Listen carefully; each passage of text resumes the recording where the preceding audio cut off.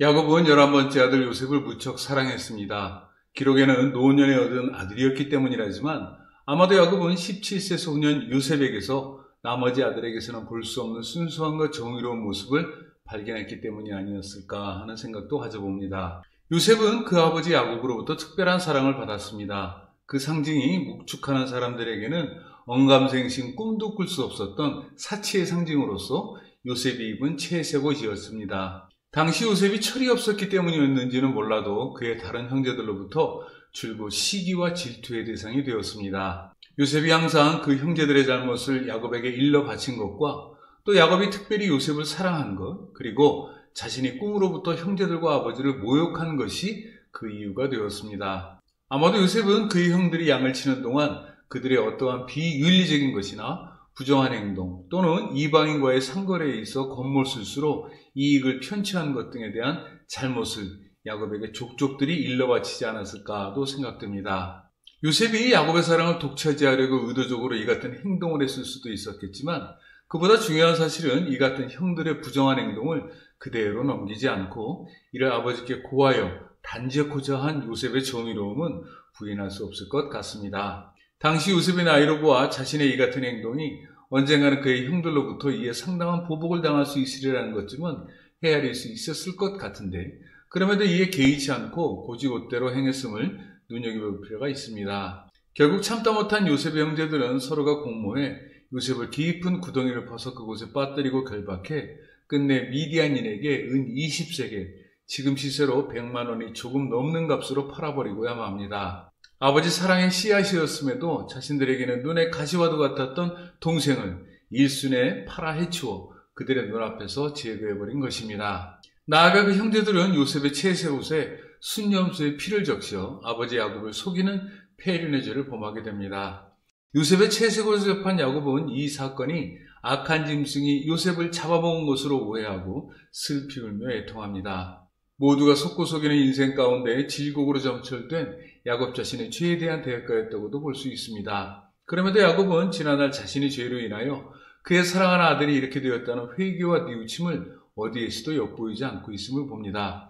참으로 야곱의 인생은 외로웠던 것 같습니다. 하나님을 의지하고 또 그 사랑 안에 거하고자 안타깝게 했었던 그의 조부와 아버지의 신앙을 그대로 본받았더라면 이 같은 애통함도 고귀한 신앙으로 승화시킬 수 있었을 것이고 그 결과로서 하나님 사랑을 갑절이나 받을 수 있었을 것입니다. 그때 이삭을 번제물로 드리려고 했던 아브라함의 마음과 단지 위에 수족이 결박된 상태로 있었던 이삭의 마음을 야곱은 까마득하게 잊고 있었던 것 같습니다. 천하의 야곱도 결국에는 사랑하는 아들들에게 철저히 속고야 말았습니다. 누구에게도 속지 않았을 것 같았던 야곱도 누구도 아닌 그의 사랑하는 아들들에게 이처럼 비참하게 속고야 말았던 것입니다. 요셉의 죽음을 목도하고 당시 악인이 죽어서 형벌을 받는 장소로 인식되었던 스올로갈이라는 야곱의 고백이 진정 가슴에서 우러나온 것이라면 이때 야곱의 신앙은 철저한 회개와 통한의 뉘우침이 결부된 이전과는 비교할 수 없는 비약된 신앙이었을 것이라 생각됩니다. 우리가 영광된 주님을 만나보기 위해서는 반드시 수월에 흐르는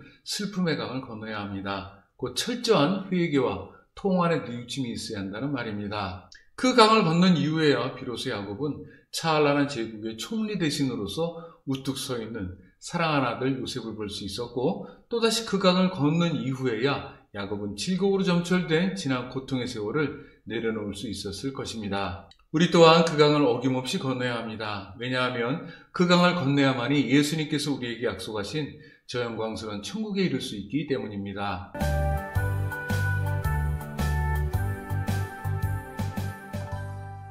형들에 의해 애굽으로 팔려간 요셉은 주위에 아무도 없었습니다. 사랑하는 가족도 형제도 친구도 지난날 때때로 위안이 되었을 양과 염소도 없었습니다. 남겨진 것이라야 그의 아버지 야곱이 요셉에게 전해주었던 하나님의 언약과 축복이 전부였을 것입니다. 머나먼 이방 땅에서 믿고 의지할 수 있었던 유일한 희망은 오로지 하나님께서 자신과 함께 하신다는 믿음과 또한 그 곁에서 늘 자신을 보호해 주실 것이라는 기대가 전부였음이 틀림없습니다. 요셉은 그렇게 진실하고 신실한 꿈을 간직한 청년이었습니다. 지금에서야 돌이켜보기에 그때 요셉이 형들의 미움을 샀던 이유로서 그가 아버지 야곱에게 일러바쳤던 형들의 잘못됨도 야곱의 사랑을 독차지하기 위해서라기보다 사랑하는 형들을 일탈치 않게 하기 위한 곧 그 마음에 간직하고 있었던 신실하고도 정직한 성정 때문이 아니었을까 생각합니다. 요셉은 분명히 기억하고 있었습니다. 증조부 아브라함으로부터 면면이 이어져 내려온 하나님의 축복과 약속을 의심치 않고 있었습니다.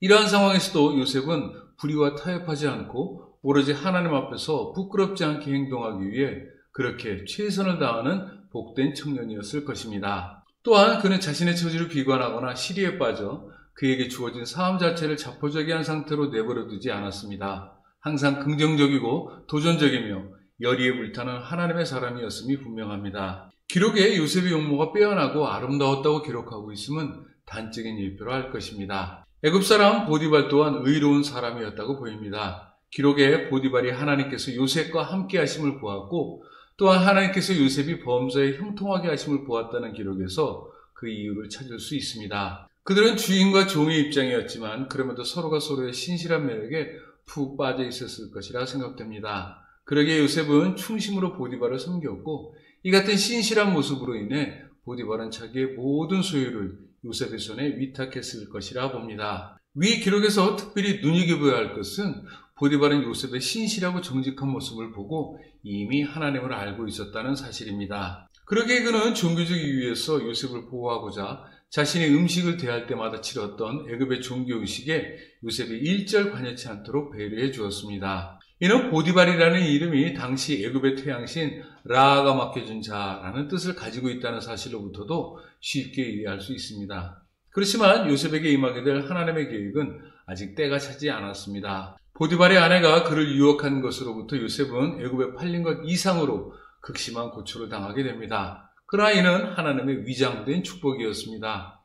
여기서 보디발의 아내는 다만 위장된 축복에 대한 희생물이었을 뿐이었습니다. 그 후에 그의 주인의 아내가 요셉에게 눈짓하다가 동침하기를 청하니 요셉이 거절하며 자기 주인의 아내에게 이르되 내 주인이 집안의 모든 소유를 간섭하지 아니하고 다 내 손에 위탁하였으니 이 집에는 나보다 큰 이가 없으며 주인이 아무것도 내게 금하지 아니하였어도 금한 것은 당신뿐이니 당신은 그의 아내임이라.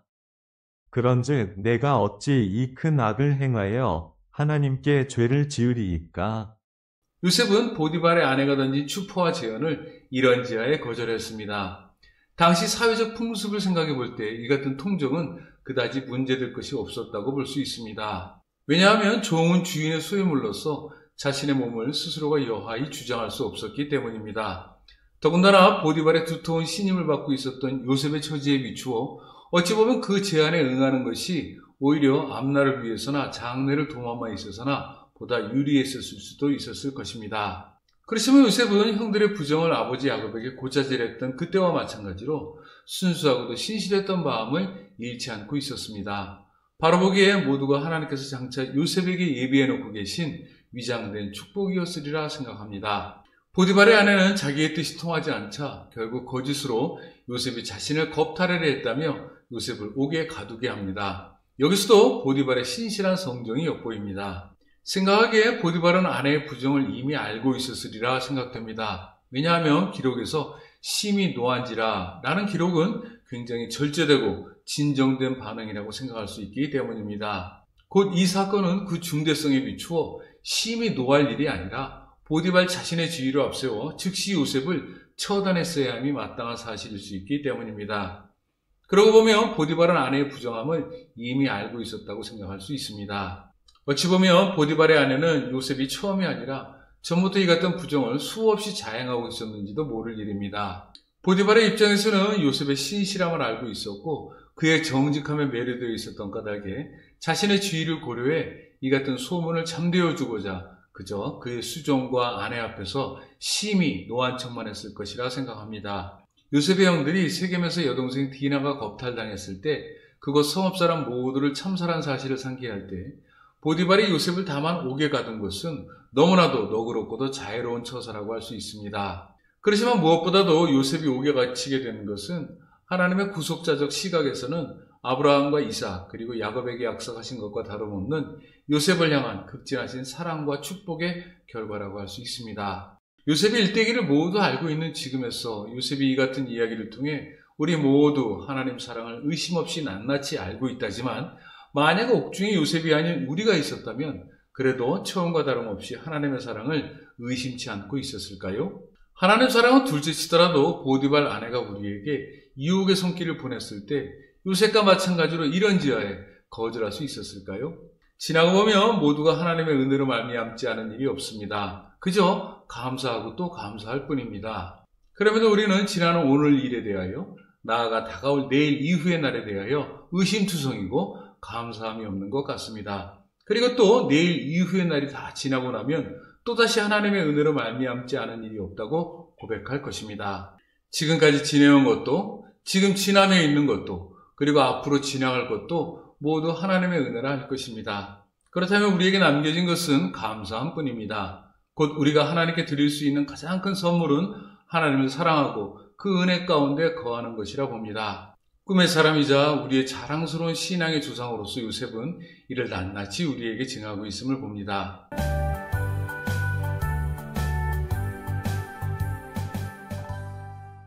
옥중에 갇힌 요셉은 하나님께서 이르신 대로 애굽왕 바로의 술 맡은 자와 떡 굽는 자의 시중을 들면서 그들의 꿈을 해몽하게 됩니다. 요셉의 해몽은 3일 만에 어김없이 전격적으로 이루어져 술 맡은 자는 복권되고 떡 굽는 자는 시체가 되어 새의 먹이가 됩니다. 사건의 전말은 이러합니다. 애굽왕 바로의 측근들로서 술 맡은 자와 떡 굽는 자는 어느 한때 바로에게 잘못 보여 요셉이 갇혀있는 옥에 투옥되게 됩니다. 그들은 그곳에서 한날 한시에 꿈을 꾸게 되는데 그들의 꿈은 서로가 판이했습니다. 술 맡은 자의 꿈은 자신 앞에 포도나무가 있었는데 그것에 3개의 가지가 있고 싹이 나서 꽃이 피고 포도송이가 익었고 이에 자신이 포도송이를 따서 즙을 내어 바로의 잔에 담아 바쳤다는 것이었습니다. 달리 떡 맡은 자는 한 떡을 담은 3개의 광주리를 자신의 머리에 이고 있었는데 그중 맨 윗 광주리에 담긴 음식을 새들이 쪼아 먹었다는 것이었습니다. 요셉은 이들 꿈을 해몽하기에 그들의 꿈속에서 본 3개의 가지와 3개의 광주리를 3일로 보아 3일이 지나면 술 맡은 자는 복권되어 그가 바로에게 했던 것과 같이 술시중을 들 것이고 떡 맡은 자는 바로가 처단해 그의 머리를 나무에 달아 새들이 그것을 뜯어먹게 될 것이라고 일러주었습니다. 여기서 눈여겨볼 사실은 옥중에서 그들의 심부름을 도맡게 한 장본인이 놀랍게도 다름 아닌 보디발이라는 사실입니다. 그들을 친위대장의 집안에 있는 옥에 가두니 곧 요셉이 갇힌 곳이라. 친위대장이 요셉에게 그들을 수종들게 하매 요셉이 그들을 섬겼더라. 그 와중에 요셉은 보디발에게도 그가 옥중에서 시중 들고 있었던 술 맡은 관원장 및 떡 굽는 관원장에게도 자신의 이 같은 억울한 처지를 하소연하고도 남음이 있었을 텐데 요셉은 단 한마디도 이야기하지 않았습니다. 왜냐하면 요셉은 하나님의 주권적 손길에 의지해 하나님의 권능을 의심 없이 믿고 있었기 때문이었습니다. 곧 자신에게 주어진 운명을 하나님의 손에 붙이고 기꺼이 감당하고 있었던 것입니다. 그렇지만 요셉이 감옥에 갇혀 있으면서 하나님의 보호하신 가운데 있음을 익히 알고 있었다고 하더라도 하나님께서 그때까지 자신을 감옥에 그대로 두신 것에 일말의 회한은 있었던 것 같습니다. 요셉 또한 본래 사람이었기 때문이라고 생각합니다. 그때 요셉은 복권될 술 맡은 자에게 다음과 같이 부탁합니다. 당신이 잘 되시거든 나를 생각하고 내게 은혜를 베풀어서 내 사정을 바로에게 아뢰어 이 집에서 나를 건져 주소서. 나는 히브리 땅에서 끌려온 자여 여기서도 옥에 갇힐 일은 행하지 아니하였나이다. 그때 하나님의 계시를 통해 다만 입만 사용했던 요셉은 이로 인해 목숨을 부지하게 된 술 맡은 관원에게 옥중에 있는 자신과 또 자신의 죄 없음을 기억해달라고 간청합니다. 여기서 우리는 요셉의 인간적이고도 연약한 모습을 엿볼 수 있습니다.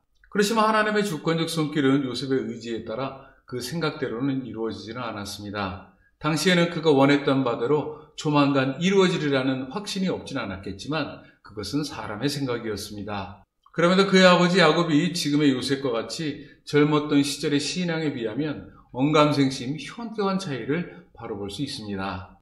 요셉은 꿈의 해몽을 통해 술 맡은 자로 인하여 가까운 시일 내에 옥에서 풀려나갈 것이라고 생각하고 즐거워했을지도 모릅니다. 그렇지만 그 기대는 전혀 들어맞지 않았습니다. 이 또한 하나님의 사랑이자 축복이었습니다. 이는 도리어 요셉으로 하여금 옥에서 풀려나는 것에 그치지 않고 요셉이 바로 앞에 서게 하는 전화위복의 기회가 되었을 뿐만 아니라 세상 앞에 바로 다음으로 드높은 지위와 명성을 드러내는 원인이 되었던 것입니다. 이것은 우리의 생각과 계산으로는 도저히 측량할 수 없는 하나님의 사랑이자 무한하신 축복이었습니다.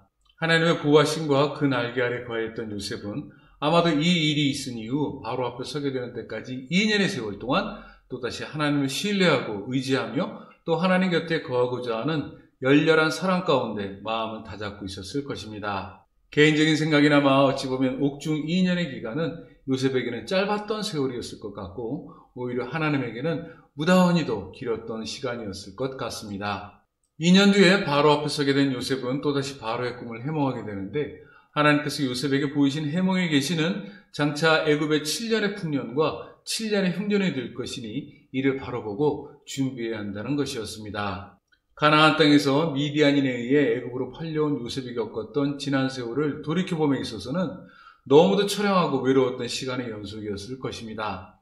기록에서는 볼 수 없지만 마땅히 제몸 하나 추스리기 힘든 열악하고도 비참한 세월을 지쳤을 것입니다. 그 과정 속에서 결단코 잊을 수 없었던 것은 모름지기 지금까지 삭힐 수 없었던 형들에 대한 원망이었을 것입니다. 그렇지만 요셉은 애굽에서 낳은 그의 자식들의 이름을 통해 이미 형들을 용서하고 있었고 또한 모든 원망을 사랑으로 승화시켜두고 있었습니다. 지금 우리가 보기에도 요셉은 증조부 아브라함에 못지않는 강렬하고도 성숙된 신앙을 소유하고 있었습니다. 그 증거가 다름 아닌 므낫세입니다. 요셉이 그의 장남의 이름을 므낫세라 하였으니 하나님이 내게 내 모든 고난과 내 아버지의 온 지비를 잊어버리게 하셨다 하며 더불어 요셉은 애굽에서 하나님께 감사함을 잊지 않았습니다. 하나님께서 그의 열조에게 약속하신 그대로 복을 주어 창대케 하시고 땅의 모든 족속이 너로 인하여 복을 얻을 것이라는 말씀을 의심치 않고 바로 믿고 있었던 것입니다. 그 증거가 또한 에브라임입니다. 차남의 이름을 에브라임이라 하였으니 하나님이 나를 내가 수고한 땅에서 번성하게 하셨다 함이었더라. 무엇보다도 요셉은 당시 무소불위의 권력을 한몸에 소유하고 있었던 강성대국 애굽의 바로에게까지 하나님의 영광을 맛보게 했습니다. 하나님께서는 그렇게 요셉을 들어 쓰셨고 그렇게 하나님의 약속을 추상같이 실현하셨습니다. 바로가 그의 신하들에게 이르되 이와 같이 하나님의 영에 감동된 사람을 우리가 어찌 찾을 수 있으리요 하고 요셉에게 이르되 하나님이 이 모든 것을 내게 보이셨으니 너와 같이 명철하고 지혜 있는 자가 없도다. 너는 내 집을 다스리라. 내 백성이 다 내 명령에 복종하리니 내가 너보다 높은 것은 내 왕좌뿐이니라. 바로가 또 요셉에게 이르되 내가 너를 애굽 온 땅의 총리가 되게 하노라 하고 자기의 인장 반지를 빼어 요셉의 손에 끼우고 그에게 세마포 옷을 입히고 금 사슬을 목에 걸고 자기에게 있는 버금 수레에 그를 태우매 무리가 그의 앞에서 소리 지르기를 엎드리라 하더라. 바로가 그에게 애굽 전국을 총리로 다스리게 하였더라. 이때 요셉의 나이 약관 30세였습니다. 요셉을 하나님의 영에 감동된 사람이라고 칭송한 바로가 자신의 다음의 지위에 있었던 총리 대신 요셉에게 붙여준 이름이 곧 사브낫 바네아였으니 그 뜻이 살아계신 하나님의 말씀이었습니다. 하나님의 영에 감동된 사람으로서 요셉은 당시 세계 최대의 강성대국 애굽에 살아계신 하나님의 말씀으로 인치이게 되었습니다. 위장된 축복의 결과가 이러했습니다.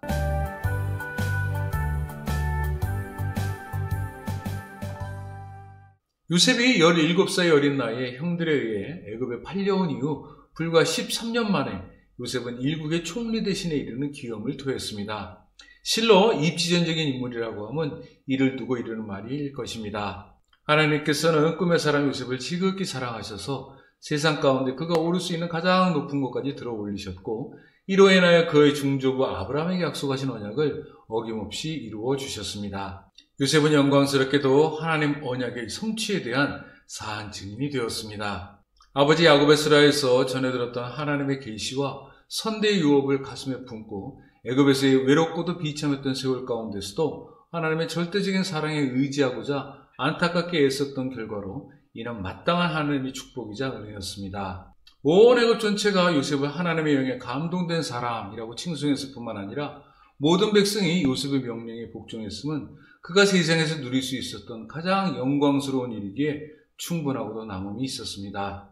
이러한 요셉의 자태를 보신 하나님의 기쁨 또한 이를 말할 수 없이 깊으셨을 것임은 두말할 필요가 없을 것입니다. 즐거움으로 점철된 지난 세월을 모두 잊게 해주신 하나님을 기억하고 큰아들 이름을 므낫세로 하는 것과 이 땅에서 하나님께서 이루어주신 그 큰 영광을 기억하고 작은 아들의 이름을 에브라임이라고 하는 것은 그가 얼마나 하나님을 사랑하고 그 사랑에 안타깝게 거하고자 했었던가를 미루어 짐작할 수 있는 사실입니다. 므낫세와 에브라임은 어찌 보면 요셉의 마음속에 세웠던 하나님을 향한 제단이었고 그들 형들에 대한 원망과 미움 그리고 13년 동안 애굽에서의 고초와 회한을 깨끗이 잊고자 했던 마음의 징표이기도 했습니다. 역사적으로 당시 애굽의 통치 세력은 힉소스족이었는데 그들은 나일강 유역에서 발행한 이민족으로서 당시 토착 애굽인들을 북으로 몰아내고 남애굽을 다스렸습니다. 그들은 108년간 애굽을 통치하면서 철제 무기를 비롯해 각종 도구와 마차 등을 도입해 애굽의 군사적 경제적 발전에 크게 기여했습니다. 그 중심에 애굽의 시각에서 이민족의 이민족으로서 히브리인 요셉이 있었던 것입니다. 그렇지만 요셉의 가슴속에는 말 못할 회한이 있었기로 그것이 13년간 떨어져 있었던 가족에 대한 애틋함이었습니다. 아무리 주위를 둘러보아도 그가 편히 마음을 둘 수 있는 안식처로서 물보다 진한 피를 담을 보금자리가 없었던 것입니다. 요셉의 해몽과도 같이 애굽에는 7년의 풍년이 끝나고 이후로 일대 7년간의 흉년이 엄습하게 됩니다. 이때 야곱의 아들들은 야곱의 명에 따라 식량을 구하러 애굽에 이르게 됩니다. 이때 요셉은 지위를 앞세워 그의 형들을 볼모로 아버지 야곱과 나머지 형들 그리고 사랑하는 동생 베냐민까지 가나안 땅에서 이끌어 애굽에 이르도록 명하여 그토록 소원하던 온 가족의 상봉을 이루게 됩니다. 당시 요셉은 기근을 피해 공물을 교환하러 온 형들을 일시에 만나지 않고 가족 모두를 하나님 사랑의 동화줄로 견고히 묶어두고자 신실하게도 잠시 기다리다 그 행사를 도모했습니다. 아버지 야곱과 그의 형들이 끝까지 요셉을 알아보지 못했던 것도 요셉의 이 같은 아름다운 성정의 발로였다고도 할 수 있을 것인데 그 뒤에는 요셉의 진실하고도 신실한 눈물과 기도의 표식으로서 하나님께서 내 모든 고난과 내 아버지의 온 진리를 잃어버리게 하셨다는 므낫세가 있었습니다. 요셉은 올곧은 사람이었습니다. 꿈을 소유한 사람이자 눈물 많은 여린 사람이었습니다. 하나님 사랑을 본받아 용서할 줄 아는 너그러운 사람이었을 뿐만 아니라 자기를 내세우지 않고 남모르게 사랑을 전할 줄 아는 신실한 하나님의 사람이었습니다. 요셉이 그토록 소원했던 가족과의 회원은 전격적으로 이루어졌습니다. 요셉은 막내 동생 베냐민과 그 형들에 대한 정을 이기지 못하고 특히나 지금까지 생존해 계신다는 그의 아버지 야곱에 대한 소식을 듣고 바로의 궁중이 떠나가도록 실컷 울었습니다. 기쁨의 눈물이었습니다. 이 같은 소식은 바로와 궁중이 다 알게 되었고 이에 바로는 애굽의 수레를 가나안에 보내어 야곱을 데려오도록 명하게 됩니다.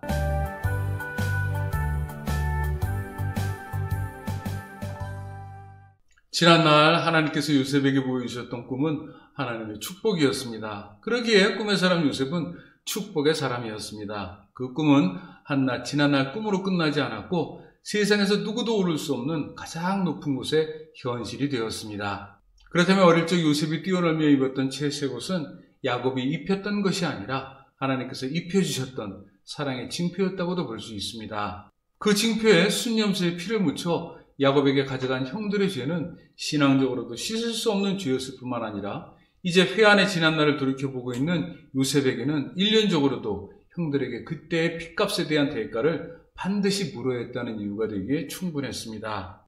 일국의 총리 대신 앞에서 이 같은 사실에 두려워 떨고 있었던 요셉의 형들은 야곱의 죽음을 핑계삼아 그들의 일신을 추스르고자 했습니다. 곧 지난날 그들이 요셉에게 범한 죄를 야곱의 명령을 빌미로 용서를 구했음과 동시에 그들의 일신을 보존하고자 기꺼이 동생 요셉의 종이 되기를 자청했습니다. 요셉을 향한 형들의 고백은 폐악하고도 비열했습니다. 그럼에도 그들 앞에 요셉은 두려워하지 마소서 내가 하나님을 대신하리이까 라고 이르고 또다시 눈물로 지난날의 회한을 덮었습니다. 꿈의 사람 요셉을 축복의 사람이라고 일컫고 있는 것은 바로 이 때문입니다.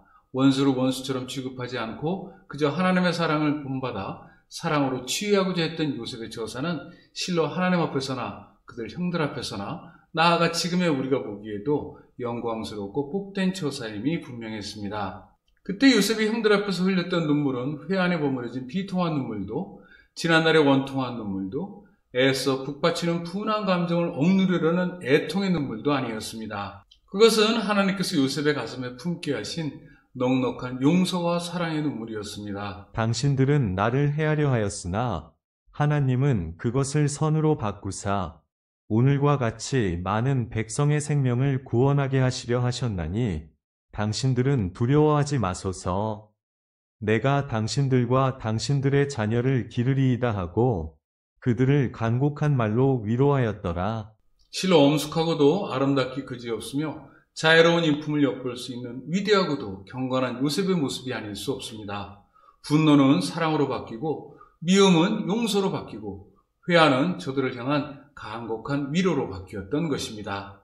이처럼 행하게 하신 이는 요셉을 너무도 사랑하셨던 까닭에 그에게 채색 옷을 입혀주시고 눈물로 꿈을 덮게 하셨던 사랑의 하나님이셨습니다. 지난날 하나님께서 요셉에게 보여주셨던 꿈은 하나님의 축복이었습니다. 분노를 사랑으로, 미움을 용서로, 회한을 위로로 바뀌게 해주신 이는 다름 아닌 사랑의 하나님이셨던 것입니다. 해를 선으로 바꾼 요셉은 그 모습 그대로가 하나님 사랑의 징표였던 것입니다.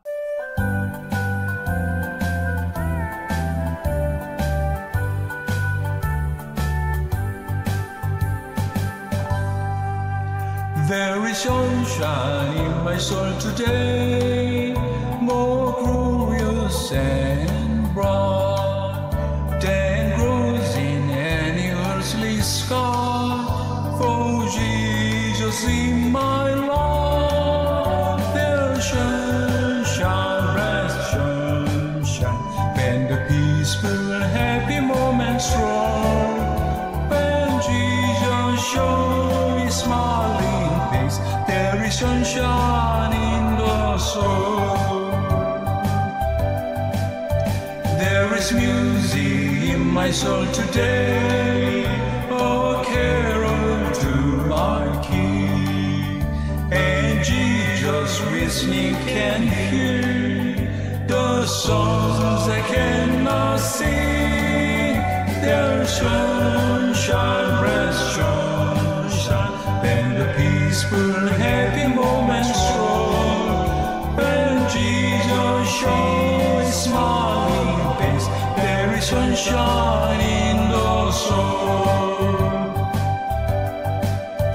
There is springtime in my soul today, for when the Lord is near, the dove of peace sing my heart, the flowers of grace of years.